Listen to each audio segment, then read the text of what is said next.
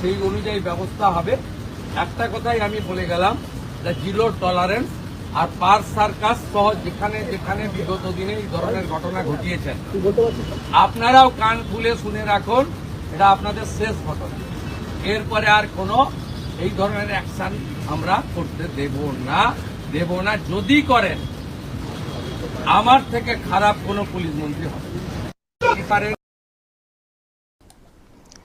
দর্শক শুনলেন, রাজ্যের মুখ্যমন্ত্রী আজকে পার্ক সার্কাসে গিয়েছিলেন। সেখানে পুলিশ দপ্তরে একটা বৈঠকও করেছেন।